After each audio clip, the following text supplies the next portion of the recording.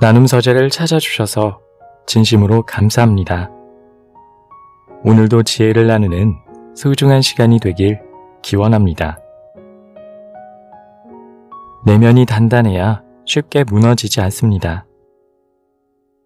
재물을 모으고 명예를 얻는 일은 하루아침에 사라질 허상을 쫓는 일입니다. 인생에서 외적인 것을 목표로 삼으면 채울 수 없는 욕망만 늘어납니다. 그러니 삶의 기준을 내면의 힘을 기르는 일에 두어야 합니다. 오늘은 이와 관련된 생각 나눔과 함께 책 인생의 저력에 실려있는 이야기를 들려드리겠습니다.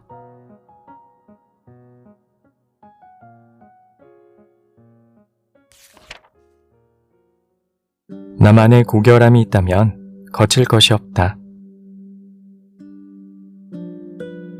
귀해지고 싶은 마음은 사람 누구나 다 똑같다. 사람은 누구나 각자 귀한 것을 가지고 있지만 그것을 잘 생각하지 못한다. 맹자, 고자 상편. 사람들은 남에게 인정받고 대접받고 싶어하는 마음이 강하다. 그래서 명예와 이익, 높은 직급과 고액 연봉을 얻고자 애쓴다. 이러한 것들을 타인을 통해 얻거나 혹은 외부 환경에서 쟁취했을 때 우리는 타인에게 인정받고 대접받았다고 생각한다. 이처럼 외부 환경에서 얻어지는 명예, 직급, 재물 등을 맹자는 인작이라 불렀다.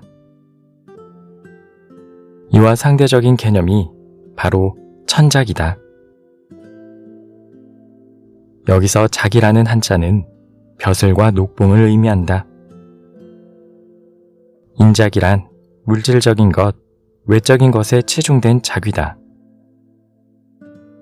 인작은 타인으로부터 위임받거나 계승을 통해서만 얻을 수 있다. 예를 들어 대학 교수에게 심사를 받고 그 심사를 통과하면 학교는 학생에게 학위를 수여한다.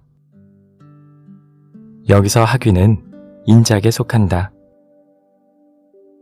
반면 천작이란 정신적인 것, 내적인 것으로부터 얻어지는 작위다.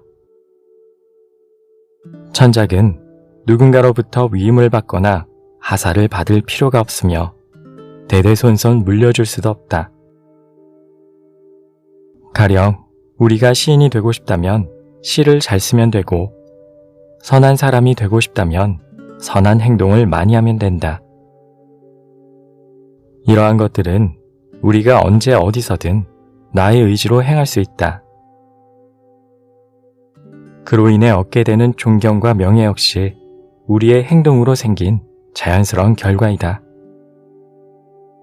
물론 인작과 천작 모두 얻고 난 뒤에는 타인으로부터 존경을 받게 된다. 하지만 본질적으로 이 둘은 아주 분명한 차이가 있다. 어느 것을 얻고자 하느냐에 따라 전혀 다른 선택을 하게 되기 때문이다. 안영은 제 나라를 대표하는 사신으로 초나라를 방문했을 때 온갖 모욕과 모함을 당했다. 초나라 왕이 어떻게든 안영을 억누르려고 한 이유는 그런 방식으로라도 자신의 존재가 얼마나 대단한지를 보여주기 위함이었다. 아마도 보통의 사람이라면 이런 군왕과 마주했을 때 두려움을 느끼거나 혹은 유혹에 넘어가 상대의 말에 순종하고 따르는 선택을 했을지도 모른다.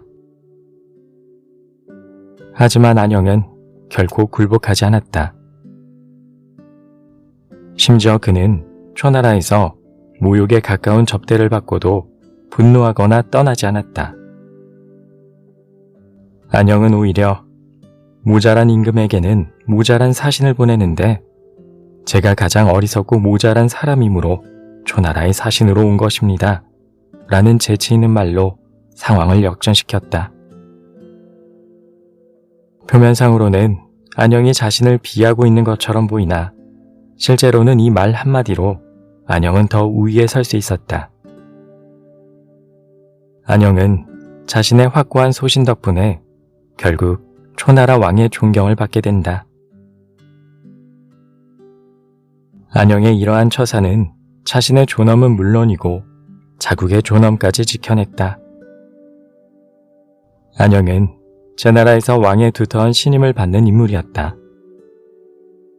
그는 높은 관직을 맡고 있음에도 단 한 번도 권세를 과시하지 않았으며 사치와 낭비를 일삼지 않았다. 또한 안영의 생활은 한결같이 검소해 당시 제나라 왕이었던 경공이 친히 하사하는 것조차 마다했다.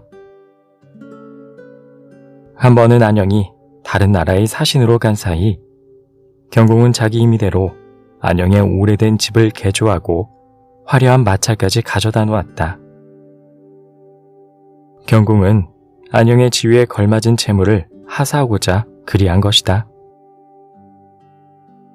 하지만 안영은 제나라로 돌아온 뒤 한사코 개조된 집에 들어가려 하지 않았다. 안영은 그 이유에 대해 이렇게 설명했다. 제가 검소하게 사는 것은 백성들에게 본보기를 보여 사치풍조가 만연해지는 것을 막기 위함입니다.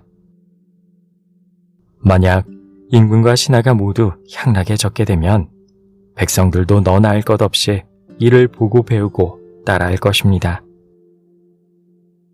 그리 되면 결국 백성들의 품행이 나빠지게 될 테고 나중에는 이를 바로잡고 싶어도 힘들어집니다.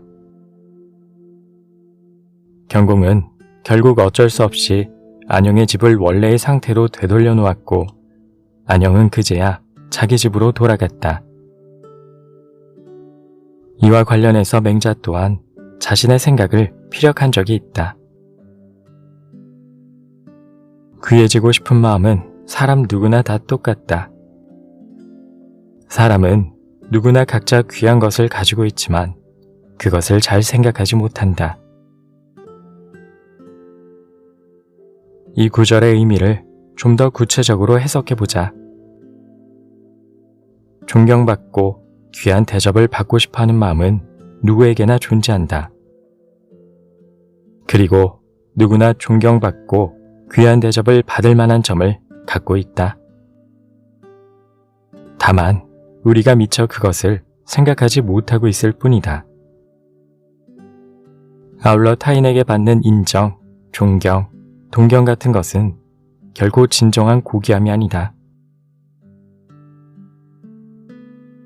화신은 일평생 명예와 이익을 쫓으며 어마어마한 부를 축적했으나 최후에는 아주 비참한 만로를 맞이한 인물이다. 그는 젊었을 때부터 총명하고 민첩하여 건융제의 신임과 총애를 한 몸에 받았다. 또한 후에는 그의 장자가 황실과 혼인관계를 맺음으로써 황실의 인척이 되었다. 높은 벼슬과 막대한 부를 거머쥐며 승승장구하던 화신은 거기에서 만족하지 못하고 여전히 권세와 이익을 쫓았다. 이후로도 화신의 탐욕은 나날이 커졌다. 그는 자신의 권력을 이용해 온갖 부정한 방법으로 사리사욕을 챙겼다. 화신이 쫓던 관직과 재물이 바로 앞서 말했던 인작이다. 관직은 그의 손에 권위를 쥐어주었고 그의 재물은 사람들이 그를 떠받들게 만들어줬다. 후에 가경제는 화신의 죄상을 낱낱이 밝힌 뒤 관직을 박탈하고 그를 하옥시켰다. 화신은 결국 자결형에 처해지고 모든 재산을 몰수당했다. 한동안 민간에서는 화신이 무너지니 가경이 배부르다 라는 민요가 유행처럼 돌았는데 이는 화신이 생전에 착복한 재물이 막대했음을 시사한다.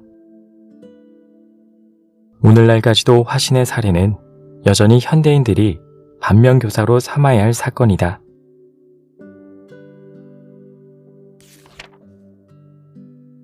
잠재된 고귀함을 발굴하는 자존의 저력. 외물, 즉 외부의 환경이나 사물이 우리에게 주는 명예와 영광은 너무나도 쉽게 사라진다. 자존이라는 책에서는 만약 내 안에서 자존감을 찾지 못하면 매번 타인이 부여해주는 것들로 자신의 가치를 증명하려 할 것이다 라고 말한다. 그런 것들로는 진정한 존경을 받을 수 없다. 그러니 맹자가 말했던 것처럼 자신의 몸과 마음을 수양하여 자신에 대한 자부심과 자아 존중감을 키우는 것이 진정으로 나 자신에게 더 득이 되는 선택이다. 나 자신을 존중하고 사랑할 수 있게 되면 타인의 존중과 존경심은 저절로 얻게 될 것이다.